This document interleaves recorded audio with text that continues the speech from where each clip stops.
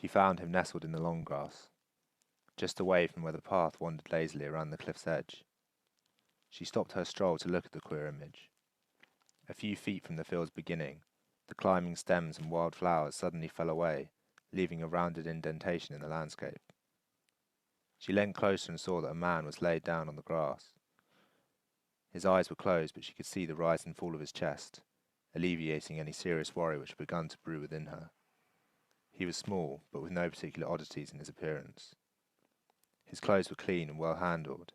His form carried an uncanny impression of tranquillity. But he was old, worn rather than withered.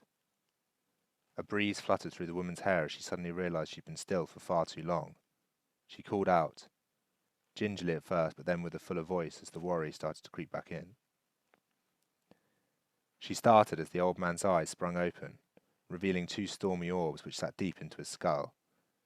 He seemed to pause for a moment, lying unblinking before slowly raising himself up in an eerie silence. The faint smile began to fade from his face as he raised a crooked hand to his forehead, steadying himself with the other. The woman tenderly took a few hurried steps backwards, suddenly ignorant of the crashing wave she was approaching 30 feet below. "It's all right." They both seemed to have frozen. "I really think I ought to be going." His voice was calm, deep, hoarse, and rumbling. He spoke each word carefully, as though carving his speech from some rare stone. She quivered in the rising wind as the man pushed himself to his feet and stared out over the cliffs, listening absolutely to the cacophony of crashing water stretching out for miles on the horizon. He twisted his gaze about him for a few moments, scanning with the force of a lighthouse until his dark eyes came to rest on the woman who had woken him. "You don't happen to know where this is?" She didn't answer, puzzled by the question.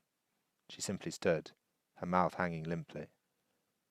"It's all right," he grumbled, the smile slowly returning to his face.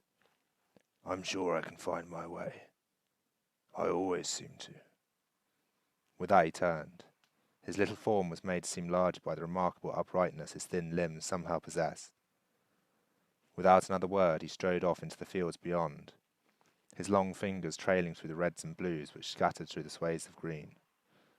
It didn't take him long to disappear, leaving the woman once more with no company but the wind which slowly died away. She continued her own wandering, serenaded only by the gentle wash of the sea below, and guided by the faint trail winding beneath her feet.